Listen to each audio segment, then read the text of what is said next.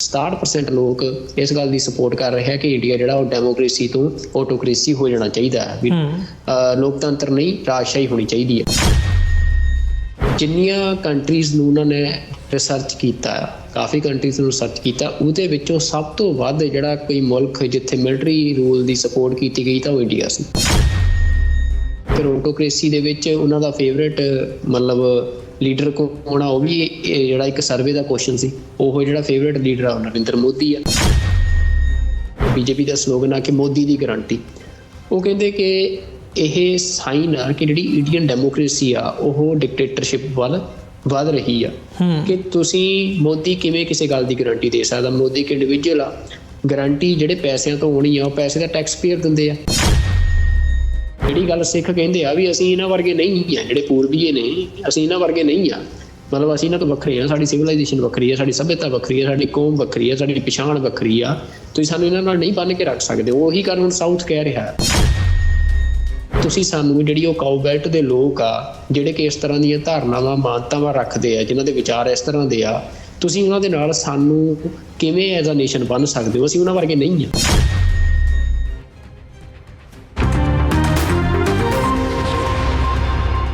Viewers, break ਤੋਂ ਬਾਅਦ ਤੁਹਾਡਾ ਸਾਰਿਆਂ ਦਾ ਸਵਾਗਤ ਹੈ। ਗੱਲਬਾਤ ਨੂੰ ਅੱਗੇ ਤੋਰਦੇ ਹਾਂ। ਸੁਖਵਿੰਦਰ ਸਿੰਘ ਜੀ, ਹੁਣ ਗੱਲ ਕਰੀਏ ਅਸੀਂ ਪਿਛਲੇ ਦਿਨਾਂ ਦੇ ਵਿੱਚ ਜਦੋਂ ਅਸੀਂ ਪੀਯੂ ਰਿਸਰਚ ਇੰਸਟੀਚਿਊਟ ਦੀ ਗੱਲ ਕਰਦੇ ਹਾਂ, ਬਹੁਤ ਰੈਪਿਊਟਡ ਇੰਸਟੀਚਿਊਟ ਹੈ ਅਤੇ ਇਹਨਾਂ ਵੱਲੋਂ ਸਰਵੇ ਕੀਤੇ ਜਾਂਦੇ ਆ ਅੰਤਰਰਾਸ਼ਟਰੀ ਪੱਧਰ ਦੇ ਉੱਤੇ, ਇੰਟਰਨੈਸ਼ਨਲ ਲੈਵਲ ਦੇ ਉੱਤੇ। ਅਤੇ ਪਿਛਲੇ ਦਿਨਾਂ ਦੇ ਵਿੱਚ ਇਹਨਾਂ ਨੇ ਜਿਹੜਾ ਇੱਕ ਸਰਵੇ ਕੀਤਾ ਸੀਗਾ 24 ਮੁਲਕਾਂ ਦੇ ਵਿੱਚ, ਜਿਹਦੇ ਵਿੱਚ ਇਹਨਾਂ ਨੇ ਇਹ ਜਾਣਨ ਦੀ ਕੋਸ਼ਿਸ਼ ਕੀਤੀ ਸੀ ਕਿ ਲੋਕਾਂ ਦੇ ਵਿੱਚ ਜਿਹੜੀਆਂ ਸਰਕਾਰਾਂ ਨੇ ਉਹਨਾਂ ਦੇ ਪ੍ਰਤੀ ਕਿਸ ਕਿਸਮ ਦਾ ਰੁਝਾਨ ਹੈ, ਕਿਸ ਕਿਸਮ ਦੀ ਗਵਰਨੈਂਸ ਜਿਹੜੀ ਹੈਗੀ ਹੈ ਉਹ ਲੋਕ ਪਸੰਦ ਕਰਦੇ ਆ। ਉਹਦੇ ਵਿੱਚ ਲੋਕਾਂ ਨੂੰ ਆਪਸ਼ਨਸ ਦਿੱਤੀਆਂ ਗਈਆਂ ਸੀ ਅਤੇ ਇਹਦੇ ਵਿੱਚ ਹਾਲਾਂਕਿ ਅਸੀਂ ਆਮ ਤੌਰ 'ਤੇ ਜ਼ਿਕਰ ਕਰਦੇ ਹਾਂ ਜਦੋਂ ਜੋ ਇੰਡੀਅਨ ਸਟੇਟ ਦਾ ਵਰਤਾਰਾ ਹੈ ਪਿਛਲੇ ਸਮੇਂ ਦੇ ਵਿੱਚ ਦੇਖਣ ਦੇ ਵਿੱਚ ਆਇਆ, ਖਾਸ ਤੌਰ 'ਤੇ 2014 ਤੋਂ ਬਾਅਦ ਜਦੋਂ ਤੋਂ ਮੋਦੀ ਸਰਕਾਰ ਜਿਹੜੀ ਹੈ ਹੋਂਦ ਦੇ ਵਿੱਚ ਆਈ ਹੈ, ਅਸੀਂ ਆਮ ਤੌਰ 'ਤੇ ਇਹ ਗੱਲ ਕਹੀ ਜਾਂਦੀ ਹੈ ਕਿ ਜਿਹੜਾ ਭਾਰਤ ਹੈ ਉਹ ਤਾਨਾਸ਼ਾਹੀ ਦੇ ਵੱਲ ਨੂੰ ਵੱਧ ਰਿਹਾ ਅਤੇ ਹੋ ਸਕਦਾ ਜਿਹੜੀਆਂ ਇਹ ਚੋਣਾਂ ਹੁਣ 2024 ਦੇ ਵਿੱਚ ਹੋਣਗੀਆਂ ਲੋਕ ਸਭਾ ਦੀਆਂ, ਇਹ ਆਖਰੀ ਚੋਣਾਂ ਹੋਣ। ਇਹ ਤੋਂ ਬਾਅਦ ਵਨ ਪਾਰਟੀ ਸਿਸਟਮ ਜਾਂ ਜਿਸ ਕਿਸਮ ਦਾ ਚਾਈਨਾ ਦੇ ਵਿੱਚ ਕਮਿਊਨਿਸਟ ਪਾਰਟੀ ਦਾ ਸਿਸਟਮ ਚੱਲ ਰਿਹਾ, ਉਸ ਕਿਸਮ ਦਾ ਪੋਲੀਟੀਕਲ ਸਿਸਟਮ ਅਤੇ ਗਵਰਨੈਂਸ ਦਾ ਸਿਸਟਮ ਜਿਹੜਾ ਹੈਗਾ ਉਹ ਭਾਰਤ ਦੇ ਵਿੱਚ ਬਣ ਜਾਵੇ। ਇਹ ਸਰਕਾਰੀ ਲੈਵਲ ਦੇ ਉੱਤੇ ਗੱਲ ਕੀਤੀ ਜਾ ਰਹੀ ਸੀ। ਪੀਯੂ ਇੰਸਟੀਚਿਊਟ ਦੀ ਇਸ ਸਰਵੇ ਦੇ ਵਿੱਚ ਇਹ ਗੱਲ ਸਾਹਮਣੇ ਆਉਂਦੀ ਹੈ ਕਿ ਇਕੱਲਾ ਸਰਕਾਰੀ ਲੈਵਲ ਦੇ ਉੱਤੇ ਜਾਂ ਜਿਹੜੀ ਹਕੂਮਤ ਇਸ ਵਕਤ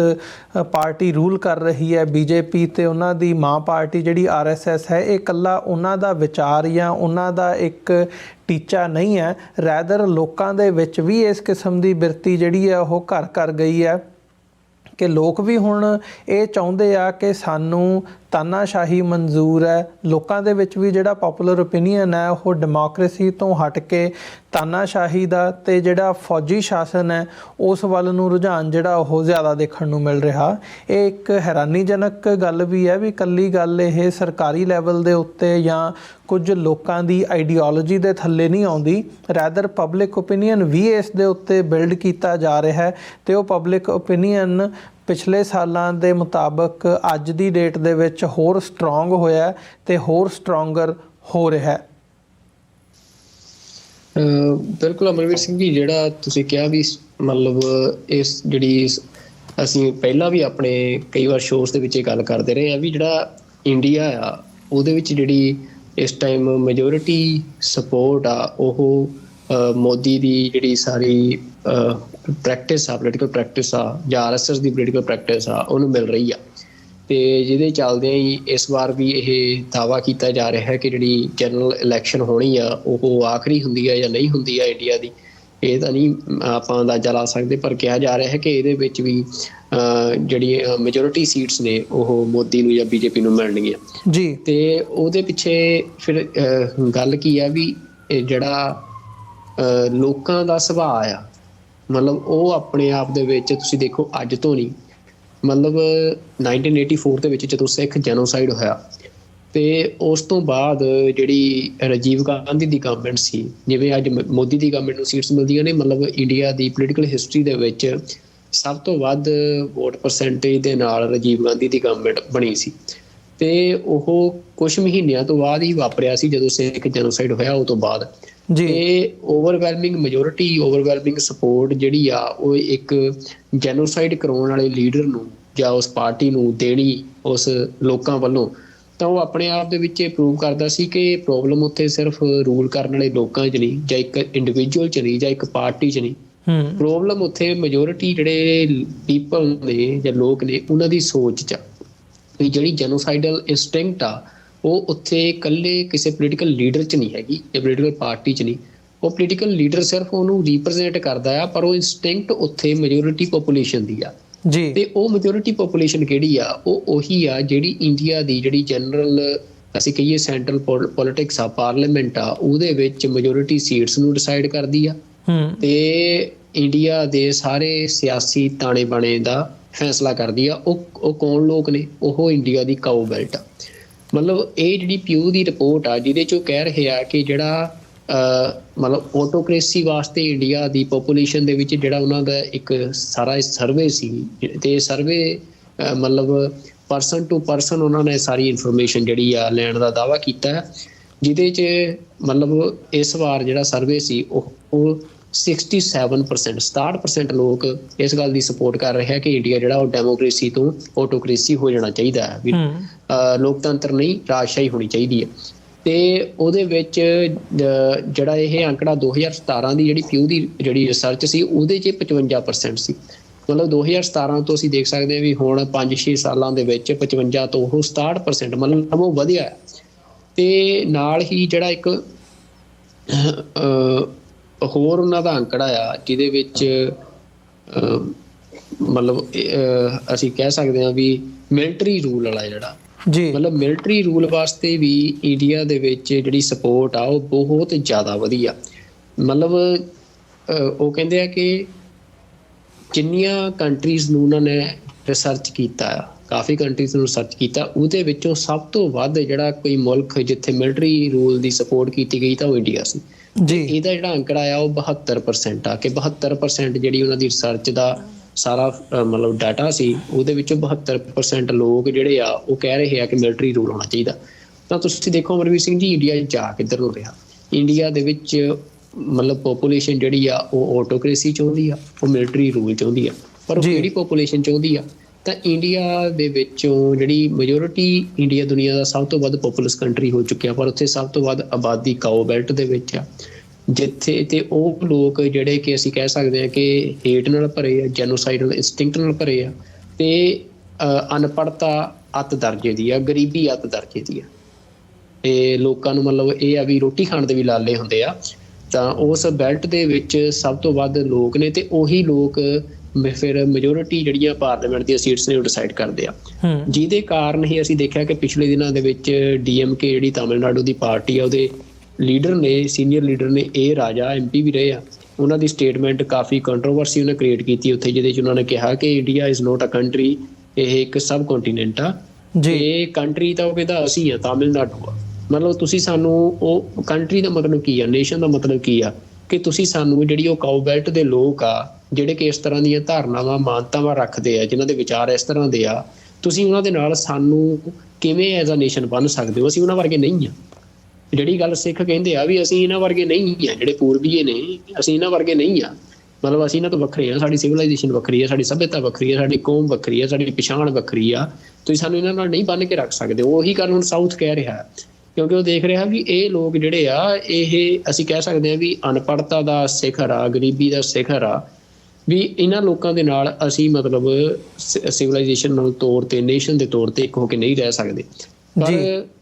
ਖਤਰਾ ਹੁਣ ਕਿਸ ਗੱਲ ਦਾ? ਉਹ ਇਹ ਆ ਕਿ ਇੰਡੀਆ ਦੀ ਗਵਰਨਮੈਂਟ, ਇੰਡੀਆ ਦੀ ਪੋਲਿਸੀ ਉਹ ਇਹਨਾਂ ਕਾਓ ਬੈਲਟ ਦੇ ਲੋਕਾਂ ਨੇ ਹੀ ਡਿਸਾਈਡ ਕਰਨੀ ਆ, ਆਪਣੀ ਸਿਰਫ ਇੱਕ ਵੋਟ ਦੇ ਰਾਹੀਂ। ਤੇ ਉਹ ਲੋਕ ਜਿਹੜੀ ਸੋਚ ਹੁਣ ਰੱਖ ਰਹੇ ਆ, ਉਹ ਪਿਊ ਦੀ ਰਿਪੋਰਟ ਦੱਸ ਰਹੀ ਆ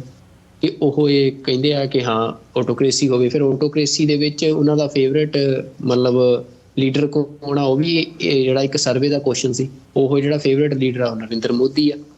ਨਰਿੰਦਰ ਮੋਦੀ ਕੌਣ ਆ? ਜਿਹਦੇ ਅੰਦਰ ਜਿਹਨੇ ਜੈਨੋਸਾਈਡ ਕਮਿਟ ਕੀਤਾ, ਜਿਹਦੇ ਉੱਤੇ ਮਤਲਬ ਇਹ ਦੋਸ਼ ਲੱਗੇ ਆ ਕਿ ਉਹ ਗੁਜਰਾਤ ਦਾ ਜਦੋਂ ਚੀਫ ਮਿਨਿਸਟਰ ਸੀ ਤੇ ਜਿਵੇਂ ਉਹ ਜੈਨੋਸਾਈਡ ਉੱਥੇ ਕਰਵਾਇਆ। ਤੇ ਹੁਣ ਜਿਹੜੀ ਇਹ ਗੱਲ ਆ ਇਹ ਸਿਰਫ ਪਿਊ ਦੀ ਰਿਪੋਰਟ ਨਹੀਂ ਕਹਿ ਰਹੀ। ਇੰਡੀਆ ਦੀ ਜਿਹੜੀ ਓਪੋਜੀਸ਼ਨ ਆ, ਇੰਡੀਅਨ ਨੈਸ਼ਨਲ ਕਾਂਗਰਸ, ਉਹਦੇ ਜਿਹੜੇ ਚੀਫ ਆ ਮਲਿਕਾਰਜੁਨ ਖੜਗੇ, ਉਹਨਾਂ ਦੀ ਸਟੇਟਮੈਂਟ ਆ ਪਿਛਲੇ ਦਿਨਾਂ ਦੀ। ਉਹ ਕਹਿੰਦੇ ਆ ਕਿ 26 ਫਰਵਰੀ ਦੀ ਇਹ ਸਟੇਟਮੈਂਟ ਆ ਕਿ ਜਿਹੜੇ ਸਲੋਗਨਸ ਦੇ ਰਹੀ ਆ ਬੀਜੇਪੀ, ਜਿਵੇਂ ਬੀਜੇਪੀ ਦਾ ਸਲੋਗਨ ਆ ਕਿ ਮੋਦੀ ਦੀ ਗਰੰਟੀ, ਉਹ ਕਹਿੰਦੇ ਕਿ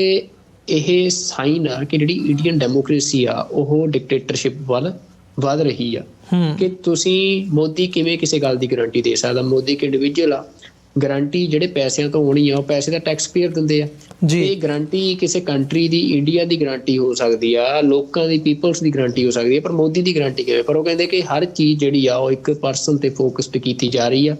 ਵੀ ਇਹ ਡਿਕਟੇਟਰਸ਼ਿਪ ਦੇ ਆਉਣ ਦੀਆਂ ਨਿਸ਼ਾਨੀਆਂ ਨੇ। ਇਹ ਹੁਣ ਖੜਗੇ ਕਹਿ ਰਹੇ ਆ। ਹਾਲਾਂਕਿ ਇੰਡੀਅਨ ਨੈਸ਼ਨਲ ਕਾਂਗਰਸ ਦੀ ਅਪਰੋਚ ਵੀ ਕੋਈ ਪੋਲੀਟੀਕਲ ਡਿਫਰੈਂਟ ਨਹੀਂ ਸੀ, ਪਰ ਇਹ ਗੱਲ ਹੁਣ ਅਸੀਂ ਸਿੱਖ ਨਹੀਂ ਕਹਿ ਰਹੇ ਇਕੱਲੇ, ਇੱਕ ਕੋਈ ਜਰਨਲਿਸਟ ਨਹੀਂ ਕਹਿ ਰਹੇ, ਇਹ ਗੱਲ ਪਿਊ ਦੀ ਰਿਪੋਰਟ ਨਹੀਂ ਕਹਿ ਰਹੀ, ਇਹ ਗੱਲ ਦਾ ਇਨਸਾਈਡਰ ਦੀ ਜਿਹੜੀ ਪਿਛਲੇ ਸਾਲ ਮਤਲਬ ਇੱਕ ਐਨਾਲਿਟੀਕਲ ਇਨਵੈਸਟੀਗੇਸ਼ਨ ਦੀ ਇੱਕ ਵਰਲਡ ਵਾਈਡ ਮਤਲਬ ਵੈਬਸਾਈਟ ਆ, ਉਹਨਾਂ ਦੀ ਰਿਪੋਰਟ ਸੀ ਜਿਹੜੀ modification, how India is turning into a dictatorship under Modi, ਮਤਲਬ ਉਹ ਨਹੀਂ ਕਹਿ ਰਿਹਾ। ਇਹ ਇੰਡੀਆ ਦੇ ਜਿਹੜੇ ਓਪੋਜੀਸ਼ਨ ਦੇ ਪੋਲੀਟੀਕਲ ਲੀਡਰਸ ਹੁੰਦੇ ਉਹ ਵੀ ਕਹਿ ਰਹੇ ਆ ਕਿ India is no more a democracy. ਤੇ ਹੁਣ ਉਹਦੀਆਂ ਡੈਮੋਕ੍ਰੇਸੀ ਨਾ ਰਹਿਣ ਦੀਆਂ ਵੱਡੀਆਂ ਅਸੀਂ ਪਛਾਣਾਂ ਦੇਖ ਸਕਦੇ ਹਾਂ। ਵੀ ਤੁਸੀਂ ਹੁਣ ਪੰਜਾਬ 'ਚ ਦੇਖੋ, ਕਿਸਾਨ ਸੰਘਰਸ਼ ਚੱਲ ਰਿਹਾ ਸੀ,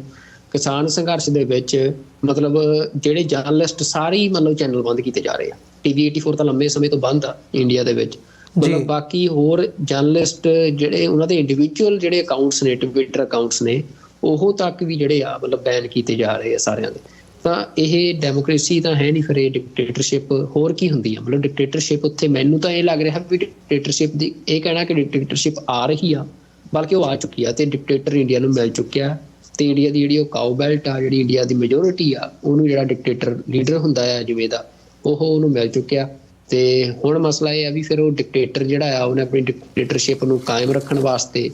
ਜਿਵੇਂ ਤੁਹਾਨੂੰ ਯਾਦ ਹੋਣਾ ਵੀ ਜਦੋਂ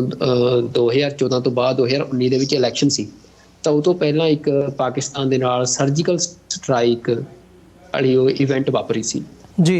ਤੇ ਪੁਲਵਾਮਾ ਤੇ ਸਰਜੀਕਲ ਸਟਰਾਈਕ, ਤੇ ਉਹਨੇ ਕਹਿੰਦੇ ਆ ਕਿ ਆਧਾਰ ਬਣਾਇਆ ਸੀ ਮੋਦੀ ਦੀ ਇਲੈਕਸ਼ਨ ਦਾ, ਦੁਬਾਰਾ ਇਲੈਕਟ ਹੋਣ ਦਾ ਮੋਦੀ ਦੇ ਐਜ਼ ਅ ਪ੍ਰਾਈਮ ਮਿਨਿਸਟਰ ਜੀ। ਤੇ ਇਹੀ ਹੁੰਦਾ ਕਿ ਤੁਸੀਂ ਜਦੋਂ ਲੋਕਾਂ ਦੀਆਂ ਭਾਵਨਾਵਾਂ ਇਸ ਤਰ੍ਹਾਂ ਦੀਆਂ ਬਣਾ ਦਿੰਦੇ ਹੋ, ਤੁਸੀਂ ਜਦੋਂ ਲੋਕਾਂ ਨੂੰ ਇਸ ਤਰ੍ਹਾਂ ਦਾ ਬਣਾ ਦਿੱਤਾ ਕਿ ਚਾਹੁੰਦੇ ਆ ਕਿ ਆਟੋਕ੍ਰੇਸੀ ਹੋਵੇ, ਡਿਕਟੇਟਰਸ਼ਿਪ ਹੋਵੇ, ਮਿਲਟਰੀ ਰੂਲ ਹੋਵੇ। ਮਿਲਟਰੀ ਰੂਲ ਕਾਹਦੇ ਲਈ ਚਾਹੀਦਾ? ਕਿਸੇ ਦੂਜੀ ਧਿਰ ਤੇ ਜ਼ੁਲਮ ਕਰਨ ਲਈ ਚਾਹੀਦਾ ਨਾ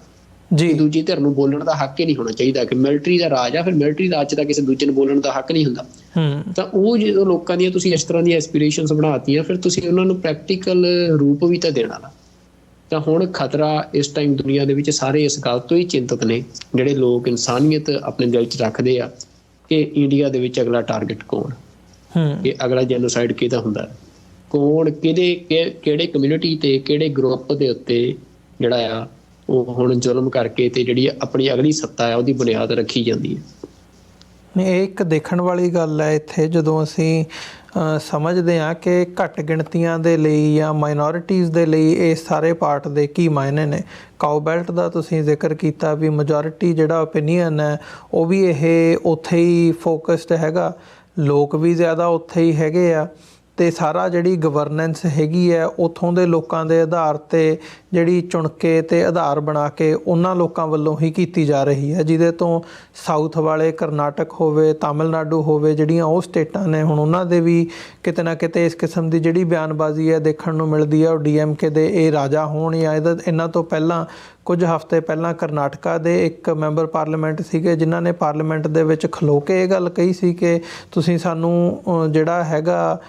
ਇਕਨੋਮਿਕਲ ਪਾਰਟ ਨੂੰ ਉਹਨਾਂ ਨੇ ਫੋਕਸ ਕਰਕੇ ਕਿਹਾ ਸੀ ਕਿ ਸਾਨੂੰ ਸਾਡਾ ਜਿਹੜਾ ਅਸੀਂ ਟੈਕਸ ਭਰਦੇ ਹਾਂ ਉਹਦਾ ਫੇਅਰ ਸ਼ੇਅਰ ਸਾਨੂੰ ਨਹੀਂ ਮਿਲਦਾ, ਅਤੇ ਜੇ ਇਸ ਕਿਸਮ ਨਾਲ ਚੱਲਦਾ ਰਿਹਾ ਤਾਂ ਸਾਨੂੰ ਵੱਖਰਾ ਕੰਟਰੀ ਜਿਹੜਾ ਆ ਉਹ ਮੰਗਣਾ ਪਊਗਾ। ਕਸ਼ਮੀਰ ਦੀ, ਪੰਜਾਬ ਦਾ ਅਸੀਂ ਪਹਿਲਾਂ ਜ਼ਿਕਰ ਕਰਦੇ ਹਾਂ। ਨਾਰਥ ਇੰਡੀਆ ਜਦੋਂ ਅਸੀਂ ਦੇਖਦੇ ਹਾਂ, ਜਿਹੜੀਆਂ ਈਸਟ ਦੀਆਂ ਜਿਹੜੀਆਂ ਸਟੇਟਾਂ ਹੈਗੀਆਂ ਨੇ, ਅਸੀਂ ਨਾਗਾਲੈਂਡ, ਅਸਾਮ ਅਤੇ ਮਣੀਪੁਰ ਦਾ ਜਦੋਂ ਦੇਖਦੇ ਹਾਂ, ਉਹ ਸਾਰਾ ਪਾਰਟ ਉੱਧਰ ਆਲਰੇਡੀ ਉਸ ਕਿਸਮ ਦਾ ਜਿਹੜਾ ਹੈਗਾ ਉਹ ਚੱਲ ਰਿਹਾ। ਸੋ ਘੱਟ ਗਿਣਤੀਆਂ ਦੇ ਲਈ ਇਹ ਸਾਰੀ ਜਿਹੜੀ ਸਿਚੁਏਸ਼ਨ ਇਸ ਵਕਤ ਬਣ ਰਹੀ ਹੈ, ਉਹ ਐਂ ਲੱਗ ਰਿਹਾ ਵੀ ਇਹ ਗੱਲ ਜਿਹੜੀ ਹੈ ਉਹ ਵੱਧ ਤੋਂ ਬਦਤਰ ਹੁੰਦੀ ਜਾ ਰਹੀ ਹੈ, ਅਤੇ ਜਿਹੜਾ ਆਉਣ ਵਾਲਾ ਸਮਾਂ ਆ ਉਹ ਇਕੱਲਾ ਫਿਜ਼ੀਕਲ ਰੂਪ ਦੇ ਵਿੱਚ ਜਾਂ ਜੈਨੋਸਾਈਡਲ ਰੂਪ ਦੇ ਵਿੱਚ ਹੀ ਨਹੀਂ, ਹਾਲਾਂਕਿ ਇੱਕ ਫੈਕਟਰ ਇਹਦੇ 'ਚ ਜਿਹਨੂੰ ਬੜਾ ਵੱਡਾ ਬਣਾ ਕੇ ਪੇਸ਼ ਕੀਤਾ ਜਾ ਰਿਹਾ ਹੈ ਇਕਨੋਮਿਕਲ ਪਾਰਟ, ਵੀ ਅਸੀਂ ਜੀ 5 ਟ੍ਰਿਲੀਅਨ ਦੀ ਜਿਹੜੀ ਇਕੋਨਮੀ ਹੈ ਉਹ ਕ੍ਰੀਏਟ ਕਰਨੀ ਹੈ। ਉਹ ਨੰਬਰਾਂ ਦੇ ਵਿੱਚ ਜਾਂ ਅਦਰਵਾਈਜ਼ ਇਸ ਵਕਤ ਦੇਖਣ ਨੂੰ ਮਿਲ ਰਹੀ ਹੈ। ਪੈਸਾ ਉੱਥੇ ਜਨਰੇਟ ਵੀ ਹੋ ਰਿਹਾ, ਪੈਸਾ ਬਣ ਵੀ ਰਿਹਾ, ਪਰ ਉਹਦੇ 'ਚ ਥੋੜ੍ਹਾ ਜਿਹਾ ਡੀਟੇਲ ਦੇ ਵਿੱਚ ਜਾ ਕੇ ਦੇਖਣ ਦੀ ਲੋੜ ਹੈ ਵੀ ਇਸ ਵਕਤ ਐਗਜ਼ੈਕਟਲੀ ਸਿਚੁਏਸ਼ਨ ਹੈ ਕੀ ਆ। ਤੁਸੀਂ ਇਹਦੇ 'ਤੇ ਥੋੜ੍ਹਾ ਜਿਹਾ ਕਮੈਂਟ ਕਰਨਾ ਚਾਹੋ ਇਕਨੋਮਿਕਲ ਪਾਰਟ ਨੂੰ ਮੁੱਖ ਰੱਖਦਿਆਂ ਹੋਇਆਂ ਵੀ ਚੱਲ ਕੀ ਰਿਹਾ ਆ, ਅਤੇ ਨਾਲ ਹੀ ਨਾਲ ਜੇ ਘੱਟ ਗਿਣਤੀਆਂ ਦੇ ਹਵਾਲੇ ਨਾਲ ਦੇਖਣਾ ਹੋਵੇ ਆਉਣ ਵਾਲਾ ਸਮਾਂ ਕਿਵੇਂ ਦਾ ਨਜ਼ਰ ਆ ਰਿਹਾ? ਬਿਲਕੁਲ ਅਮਰਵੀਰ ਸਿੰਘ ਜੀ, ਜਿਹੜੀ ਮੈਂ ਪਹਿਲਾਂ ਵੀ ਤੁਹਾਨੂੰ ਕਿਹਾ ਵੀ ਇਕਨੋਮਿਕਲ ਡਿਵੈਲਪਮੈਂਟ ਦਾ ਜਿਹੜਾ ਅਸੀਂ ਕੁਛ ਹਫ਼ਤੇ ਪਹਿਲਾਂ ਸੈਗਮੈਂਟ ਦੇ ਵਿੱਚ ਉਦੋਂ ਡਿਟੇਲਡ ਡਿਸਕਸ਼ਨ ਵੀ ਇਹਦੇ 'ਤੇ ਕੀਤੀ ਸੀ ਕਿ ਜਿਹੜਾ ਇੱਕ ਸਾਰਾ ਭਰਮ ਸਿਰਜਿਆ ਗਿਆ ਇਕਨੋਮਿਕਲ ਡਿਵੈਲਪਮੈਂਟ ਦਾ ਕਿ ਉਹ ਅਸਲ 'ਚ ਹੈ ਕੀ। ਤੁਸੀਂ ਦੇਖੋ ਵੀ ਇਸ ਟਾਈਮ ਜਿਹੜੀ ਇੰਡੀਆ ਦੀ ਇਕਨੋਮਿਕਲ ਗਰੋਥ ਆ ਉਹਦੇ 'ਚ ਸਭ ਤੋਂ ਵੱਡਾ ਹਿੱਸਾ ਜਿਹੜੀ ਚੀਜ਼ ਪਾ ਰਹੀ ਆ ਉਹ ਪਾ ਰਿਹਾ ਰਸ਼ੀਅਨ ਆਇਲ। ਰਸ਼ੀਅਨ ਆਇਲ ਜਿਹਦੇ 'ਚ ਮਤਲਬ ਅਸੀਂ ਕਹਿ ਸਕਦੇ ਹਾਂ ਕਿ ਮਤਲਬ ਸਾਰੀ ਜਿਹੜੀ ਡਿਵੈਲਪਮੈਂਟ ਆ ਉਹਦਾ ਧੁਰਾ ਇਹੀ ਆ ਕਿ ਰਸ਼ੀਅਨ ਆਇਲ ਸਸਤਾ ਮਿਲ ਰਿਹਾ ਇੰਡੀਆ ਨੂੰ, ਅਤੇ ਉਹ ਸਸਤੇ ਆਇਲ ਨੂੰ ਉੱਥੇ ਰਿਫਾਈਨ ਕਰਕੇ ਅਤੇ ਉਹਨੂੰ ਵਰਲਡ ਦੀ ਮਾਰਕੀਟ ਦੇ ਵਿੱਚ ਮਤਲਬ ਹਿਊਜ ਪ੍ਰੋਫਿਟਸ ਦੇ ਉੱਤੇ ਇੰਡੀਆ ਵੇਚ ਰਿਹਾ ਆ।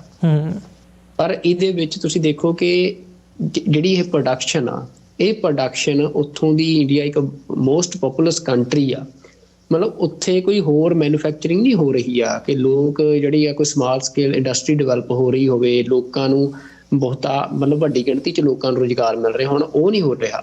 ਸਿਰਫ ਵੱਡੇ ਜਿਹੜੇ ਅਡਾਨੀ ਅੰਬਾਨੀ ਜਿਹੜੇ ਇਹੋ ਜਿਹੇ ਪਰਿਵਾਰ ਨੇ ਜਿਨ੍ਹਾਂ ਦੀਆਂ ਰਿਫਾਈਨਰੀਜ਼ ਨੇ ਜਾਂ ਜਿਹੜੇ ਸਾਰੇ ਬਿਜ਼ਨਸ 'ਚ ਇਨਵੋਲਡ ਆ, ਸਿਰਫ ਉਹ ਵੱਡਾ ਜੰਕ ਜਿਹੜਾ ਆ ਇਸ ਡਿਵੈਲਪਮੈਂਟ ਦਾ ਇਹ ਸਾਰੇ ਸਿਨੈਰੀਓ ਦੇ ਵਿੱਚ ਹਾਸਲ ਕਰ ਰਹੇ ਆ। ਅਤੇ ਜਾਂ ਫਿਰ ਜਿਹੜੀ ਗਵਰਨਮੈਂਟ ਨੂੰ ਅਸੀਂ ਕਹਿ ਸਕਦੇ ਹਾਂ ਵੀ ਜਦੋਂ ਇਹ ਸਾਰਾ ਪੈਸਾ ਇਸ ਤਰ੍ਹਾਂ ਗੁਜ਼ਰਦਾ ਆ ਇੱਕ ਮੁਲਕ ਦੇ ਵਿੱਚੋਂ ਤਾਂ ਉਹਦੇ ਨਾਲ ਗਵਰਨਮੈਂਟ ਦੇ ਆਪਣੇ ਜਿਹੜੇ ਖਜ਼ਾਨੇ ਆ ਉਹ ਭਰਦੇ ਆ, ਪਰ ਉਹ ਗਵਰਨਮੈਂਟ ਦੇ ਖਜ਼ਾਨੇ ਇੰਡੀਆ ਦੇ ਵਿੱਚ ਅਸੀਂ ਜਾਣਦੇ ਹਾਂ ਵੀ ਕਰਪਸ਼ਨ ਇੰਨੀ ਆ ਵੀ ਗਵਰਨਮੈਂਟ ਦੇ ਖਜ਼ਾਨਿਆਂ ਦਾ ਪੈਸਾ ਜਿਹੜਾ ਆ ਉਹ ਲੋਕਾਂ ਤੱਕ ਪਹੁੰਚਣ ਦੀ ਕੋਈ ਰਸਾਈ ਨਹੀਂ ਹੈਗੀ ਉੱਥੇ ਜੀ। ਤੇ ਉਹ ਤਾਂ ਜਿਹੜੇ ਇਹੀ ਸਿਆਸਤਦਾਨ ਨੇ ਜਾਂ ਇਹ ਕਾਰੋਬਾਰੀ ਵੱਡੇ ਹੈਗੇ ਆ ਉਹ ਉਹਨਾਂ ਦੇ ਖਜ਼ਾਨਿਆਂ ਤੱਕ ਹੀ ਉਹ ਜਿਹੜਾ ਡਿਵਾਈਡ ਹੋਣਾ ਆ, ਤੇ ਲੋਕਾਂ ਦੇ ਜਿਹੜੇ ਹਾਲਾਤ ਨੇ ਉੱਥੇ ਗਰਾਊਂਡ ਦੇ ਉੱਤੇ ਉਹ ਤਾਂ ਅੱਜ ਵੀ ਉਹੀ ਆ। ਜੇ ਉੱਥੇ ਇੰਨੀ ਪੈਸਾ ਜਨਰੇਟ ਹੋ ਰਿਹਾ ਹੋਵੇ ਆਮ ਬੰਦੇ ਨੂੰ, ਮਤਲਬ ਉੱਥੇ ਪੈਸਾ ਬਣ ਰਿਹਾ ਹੋਵੇ, ਤਾਂ ਐਡੇ ਵੱਡੇ ਪੱਧਰ ਤੇ ਇਮੀਗ੍ਰੇਸ਼ਨ ਕਿਉਂ ਹੋ ਰਹੀ ਹੋਵੇ ਇੰਡੀਆ 'ਚੋਂ ਵੀ ਲੋਕ ਮਤਲਬ ਬਾਕੀ ਸਟੇਟਾਂ ਛੱਡੋ, ਤੁਸੀਂ ਮਤਲਬ ਗੁਜਰਾਤ ਵਰਗੀ ਸਟੇਟ ਜਿਹਨੂੰ ਇੰਡੀਆ ਦੀ ਮਾਡਲ ਸਟੇਟ ਕਿਹਾ ਜਾਂਦਾ, ਉੱਥੋਂ ਕਿੰਨੇ ਪਟੇਲ ਟੱਬਰ ਜਿਹੜੇ ਆ ਉਹ ਉਹਨਾਂ ਦੀਆਂ ਖਬਰਾਂ ਆਈਆਂ, ਗੁਜਰਾਤ ਪਟੇਲ ਗੁਜਰਾਤ ਦੀ ਨਿਸ਼ਾਨੀ ਹੈ ਨਾ, ਜੇ ਉਹਨਾਂ ਦੀਆਂ ਖਬਰਾਂ ਆਈਆਂ ਕਿ ਉਹ ਕਿਵੇਂ ਮਤਲਬ ਡੋਂਕੀਆਂ ਲਾ ਕੇ ਮਤਲਬ ਰਿਸਕ ਲੈ ਕੇ ਕਿੰਨੀਆਂ ਤਾਂ ਡੈਥਸ ਵੀ ਹੋਈਆਂ ਜਿਹੜੇ ਬੱਚਿਆਂ ਦੇ ਨਾਲ ਪਰਿਵਾਰਾਂ ਦੀਆਂ, ਵੀ ਉਹ ਕੈਨੇਡਾ USA ਇਹਨਾਂ ਮੁਲਕਾਂ ਦੇ ਵਿੱਚ ਆ ਰਹੇ ਆ। ਤਾਂ ਇਹ ਸਿਰਫ ਇੱਕ ਭਰਮ ਆ, ਇੱਕ ਵਹਿਮ ਆ ਜਿਹਨੂੰ ਮਤਲਬ ਇੰਡੀਆ ਅਸੀਂ ਕਹਿ ਸਕਦੇ ਹਾਂ ਕਿ ਜਿਹੜਾ ਇੱਕ ਨੈਰੇਟਿਵ ਇੱਕ ਵਹਿਮ ਸਿਰਜਣ ਦੇ ਵਿੱਚ ਤਾਂ ਮਤਲਬ ਬਹੁਤ ਜ਼ਿਆਦਾ ਮਾਹਰ ਹੋ ਚੁੱਕਿਆ। ਹੋਰ ਭਾਵੇਂ ਕੁਛ ਨਾ ਇਹਨਾਂ ਨੇ ਹਾਸਲ ਕੀਤਾ ਹੋਵੇ, ਪਰ ਜਿਹੜੀ ਉਹ WhatsApp ਯੂਨੀਵਰਸਿਟੀ ਵਾਲਾ ਸਾਰਾ ਪੈਟਰਨ ਆ ਇਹਨਾਂ ਦਾ ਜੀ, ਬਾਕੀਆਂ ਦੀ ਇਨਫੋਰਮੇਸ਼ਨ ਸਾਰੀ ਬਲੈਕ ਆਊਟ ਕਰ ਦਿਓ ਤੇ ਆਪਣੀ ਇਨਫੋਰਮੇਸ਼ਨ ਦਾ ਇੰਨਾ ਕੁ ਇਨਫਲੋ ਕਰ ਦਿਓ ਵੀ ਉਹ ਬਸ ਸੱਚਾਈ ਲੱਗਣ ਲੱਗ ਜੇ। ਵੀ ਜੋ ਤੁਸੀਂ WhatsApp ਤੇ ਉਹ ਲੋਕ ਪੜ੍ਹੇ ਲਿਖੇ ਤਾਂ ਹੈ ਨਹੀਂ, ਹੋਰ ਸੋਰਸਿਸ ਤੋਂ ਉਹ ਬੜਾ ਕ੍ਰਿਟੀਕਲ ਐਨਾਲਿਸਿਸ ਕਰਦੇ ਆ, ਬਸ ਜੋ ਆ ਗਿਆ ਉਹਨਾਂ ਦੇ WhatsApp ਯੂਨੀਵਰਸਿਟੀ ਦੇ ਵਿੱਚ ਉੱਥੇ ਭੇਜਿਆ ਤੇ ਉਹ ਮੰਨ ਕੇ ਤੇ ਉਹ ਉਸੇ ਦੇ ਉੱਤੇ ਮਤਲਬ ਚੱਲੀ ਜਾਂਦੇ ਆ ਕਿ ਹਾਂਜੀ ਅਸੀਂ ਬਹੁਤ ਗਰੋ ਕਰ ਰਹੇ ਹਾਂ। ਪਰ ਉਹ ਗਰੋਥ ਜਿਹੜੀ ਆ ਉਹ ਆਮ ਲੋਕਾਂ ਤੱਕ ਨਹੀਂ ਪਹੁੰਚ ਰਹੀ, ਉਹ ਸਿਰਫ ਸਰਮਾਏਦਾਰ ਜਿਹੜੇ ਕੁਛ ਹੈਗੇ ਆ ਜਾਂ ਕੁਛ ਜਿਹੜੇ ਸਿਆਸੀ ਚੌਧਰੀ ਨੇ ਉਹਨਾਂ ਤੱਕ ਹੀ ਜਿਹੜੀ ਹੈ ਰਹਿ ਜਾਣੀ ਆ। ਤੇ ਉਹਦਾ ਮੈਂ ਤੁਹਾਨੂੰ ਦੱਸਿਆ ਵੀ ਇਸ ਟਾਈਮ ਜਿਹੜੀ ਇਹ ਲੱਗ ਰਿਹਾ ਵੀ ਇੰਡੀਆ ਦੀ ਇਕੋਨਮੀ 'ਚ ਬੂਮ ਆ ਰਿਹਾ, ਉਹਦਾ ਕਾਰਨ ਵੀ ਇਹ ਸਾਰੀ ਜਿਹੜੀ ਜੰਗ ਚੱਲ ਰਹੀ ਆ ਉਹਦੇ ਜਿਹੜਾ ਰਸ਼ੀਆ ਦੇ ਆਇਲ ਦਾ ਜਿਹੜਾ ਇਹ ਪਾਥ ਬਣਿਆ ਉਹ ਆ। ਹੋਰ ਇੰਡੀਆ ਦੇ ਵਿੱਚ ਜੇ ਅਸੀਂ ਦੇਖਣਾ ਹੋਵੇ ਤਾਂ ਜਿਹੜਾ India the make in India ਵਾਲਾ ਪ੍ਰੋਜੈਕਟ ਸੀ ਉਹ ਟੋਟਲੀ ਫੇਲ ਹੋਇਆ। ਕੋਈ ਮੇਕ ਇਨ ਇੰਡੀਆ ਦੇ ਤਹਿਤ ਕੁਛ ਵੀ ਜਿਹੜੀ ਉੱਥੇ ਇਸ ਤਰ੍ਹਾਂ ਦੀ ਇੰਡਸਟਰੀ ਡਿਵੈਲਪ ਨਹੀਂ ਹੋ ਰਹੀ ਆ। ਤੇ ਬਾਕੀ ਜਿਹੜੀ ਚਾਈਨਾ ਤੋਂ ਪ੍ਰੋਡਕਸ਼ਨ ਲਾਈਨ ਕਨਵਰਟ ਮਤਲਬ ਸ਼ਿਫਟ ਕਰਨ ਦੀ ਗੱਲ ਸੀ ਉਹ ਵੀ ਇੰਡੀਆ ਦੇ ਵਿੱਚ ਨਹੀਂ ਹੋ ਸਕੀ, ਕਿਉਂਕਿ US ਦੇ ਨਾਲ ਅਸੀਂ ਦੇਖ ਸਕਦੇ ਹਾਂ ਵੀ ਜੋ ਹਰਦੀਪ ਸਿੰਘ ਨਿੱਜਰ ਦੇ ਨਾਲ ਹੋਇਆ ਤੇ ਜਿਹੜਾ ਟ੍ਰੇਡ ਮਿਸ਼ਨ ਕੈਨੇਡਾ ਦਾ ਸੀ ਜਿਹੜਾ ਕਿ ਇੱਕ ਵੱਡਾ ਲੱਗ ਰਿਹਾ ਸੀ ਕਿ ਇੰਡੀਆ ਦੇ ਟ੍ਰੇਡ ਦੇ ਲਈ ਬੂਮ ਲੈ ਕੇ ਆਊਗਾ, ਤੇ ਉਹ ਵੀ ਜਿਹੜਾ ਟ੍ਰੇਡ ਮਿਸ਼ਨ ਆ ਉਹ ਰੁਕ ਗਿਆ। ਤੇ US ਦੇ ਵੀ ਬੜੇ ਜਿਹੜੇ ਹੋਰ ਟ੍ਰੇਡ ਦੇ ਮਤਲਬ ਹੈਗੇ ਸੀ ਉਹ ਸਾਰੇ ਰੁਕ ਰਹੇ ਆ, ਤੇ ਬਲਕਿ ਹੁਣ US ਨਵੀਆਂ ਸੈਂਕਸ਼ਨਸ ਵੀ ਲਾ ਰਿਹਾ। ਇੰਡੀਆ ਦੇ ਕੰਪਨੀਆਂ ਦੇ ਉੱਤੇ, ਜਿਹੜਾ ਉਹੀ ਸਾਰਾ ਰਸ਼ੀਆ ਵਾਲਾ ਜਿਹੜਾ ਚੱਲ ਰਿਹਾ ਇਹਨਾਂ ਦਾ। ਜੀ ਤੇ ਪਰ ਕਿਉਂਕਿ US ਦੇ ਆਪਣੇ ਹਜੇ ਇੰਡੋ ਪੈਸਿਫਿਕ ਦੇ ਵਿੱਚ ਇੰਟਰਸਟ ਆ, ਉਹ ਟਾਈਮ ਦੇ ਰਿਹਾ ਹੈ ਇੰਡੀਆ ਨੂੰ ਵੀ ਸ਼ਾਇਦ ਇਹ ਸਾਡੇ ਨਾਲ ਜਿਹੜੇ ਸਾਡੇ ਇੰਟਰਸਟ ਨੇ ਉਹਦੇ ਨਾਲ ਅਲਾਈ ਹੋ ਜੇ, ਪਰ